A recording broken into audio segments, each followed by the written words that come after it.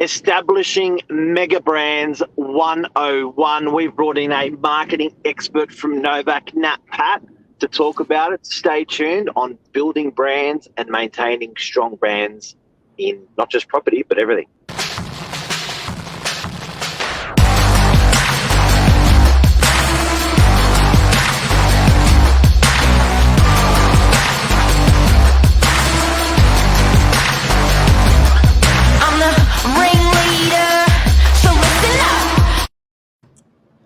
Good morning. Good morning. How wonderful it is this morning. How are you, Mark? Top of the morning to you, Nat Pat. Top of the morning, as the Irish would say. I'm good. I think this morning, if you haven't got out of bed yet, for people out there, is probably the perfect morning ever. 11 degrees, not a cloud in the sky, and amazing. I think it's just going to be a great day. Wednesday, always a good day for property. Do it.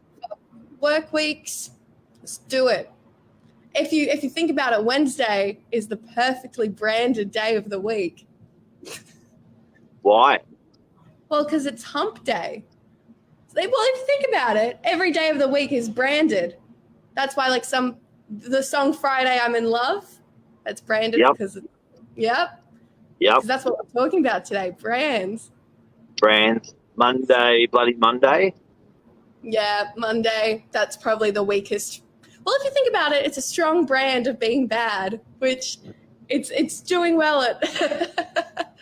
It's pulling your socks up and tightening up your belt day. I like that, the way you said that. It's they're all branded. Everything's branded. I think it's one of my favorite marketing topics to talk about because it's so subliminal, but also at the same time so obvious. And that subliminal thing is something to be very feared of. Before we get into what we're talking about, I've been watching a food show, and last night it was all about New Orleans, and they were cracking eggs on everything. And this morning I said to Lise, feel like an egg? She goes, that's so weird. I feel like an egg as well. And it's like subliminally, there's so much. I know there's that movie as well where they're running those numbers in the football game, and then the guy goes to the football game and chooses those numbers, and they're running those numbers on billboards as he drives past, on people's shirts as he walks past. That subliminal thing, oh my God, that is so powerful. It's ridiculous. Yeah, well, that's like even when I was in a marketing lecture once, and our teacher was talking about a fridge that he wanted to get that had a touch screen on it. And during the lecture, I was a pretty bad student. I was going through Facebook in the lecture, and an ad popped up for the fridge, and I yelled out to him. I'm like, the power of marketing. And then I did get in trouble for being on Facebook during my lecture. Facebook. But I say it was research, so. Yep. There you go. Yeah. There you go. So tell us everything. Well, even I know I shared this with you before, but I just wanted to share it with the people watching, because looking at this image, this is just a collection of different cartoons, sketches, drawings, but each of them, just by looking at it without even knowing the name of what these companies are and these products, you know what those are just because of their branding and the logo itself.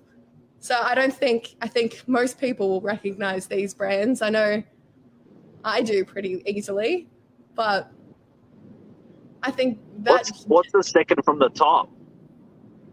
Second from that's Malibu, Mark. Oh, okay. I'm the target market for that drink. So Yeah. Yeah, but for example, I'm not sure about that one. I'm sure other people might know that one, but I know Target, Apple, one of the most famous brands of all time. Massive. Google, YouTube. I think that just sort of starts the discussion about how powerful branding is. Yep.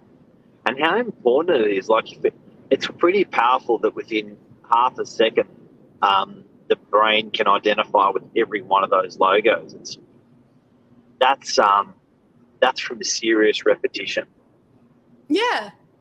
And it's consistency as well, because it's not a thing of like, so for example, Google, even having those 4 colors, the red, the yellow, the blue, and the green, even if you don't see the Google logo, seeing those colors, you're going to think, oh, yeah. And that's like Cadbury, for example. I know I'm going off on tangents.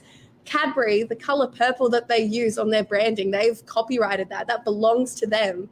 No. Any copyrighted colour? I'm not sure how it works, but I think if another brand came along using that exact color of purple, they'd get in trouble because Cadbury owns that, as that's part of their brand.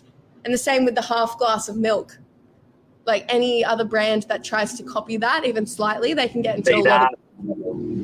And you associate with that.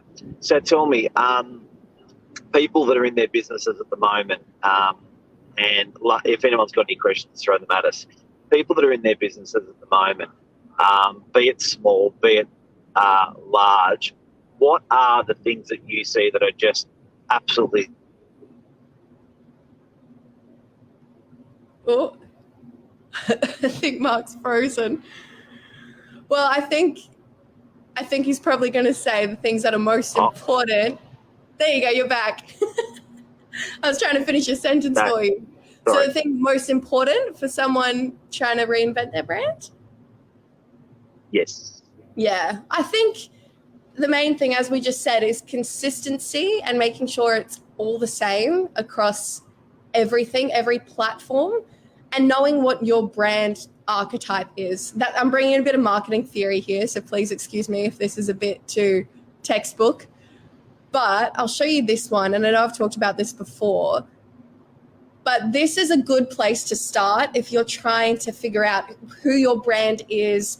It's figuring out, like, if this was your own, if we're talking about personal brands, for example, I'm very extroverted. I love theater. I love creativity. So just by that alone, I'd probably want to be around here. Connection. So like the jester, if I was more comedic, the lover, if I'm into more personal connections with my brand. So as a business, just think of it, your business is a person. What characteristics do you want to portray to customers? And that's how I'd sort of start. And then you can look here and sort of base, like Apple, for example, innovation is their big thing. So they're the creator in the brand archetype scheme. Yeah. So what are they? I just can't see those. Can we just go around that and read those out? There's creator. Love that. Yes. Love Apple. There's creator. For Dove is innocent. So that's safety and I think just wholesome, I think is their brand. Google is the sage. So knowledge, experts of what they do, like literally knowledge. They're giving knowledge to everyone. North Face, Explorer, that's sort of self-explanatory. The Outlaw, Harley Davidson, another great example of branding. They are so in tune with their brand. One of my favorite marketing failures was when Harley Davidson tried to release their own perfume. Because if you think perfume, you're going to think over here with like Chanel, like love it, intimacy. But Harley Davidson, you don't want a perfume that just smells like a leather seat on a motorbike.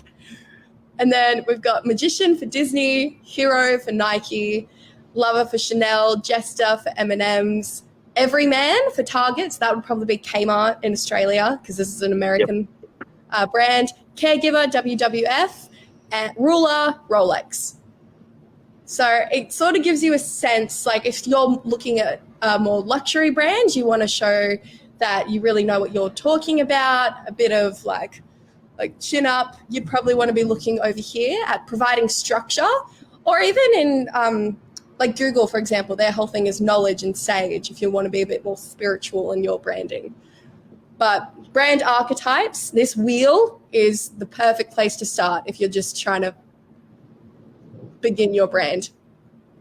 Now, with a brand, can a brand change direction? Are you allowed to, like, can you be one thing and then swap over to another thing and even maybe a third time swap over to another, or is that sort of not done?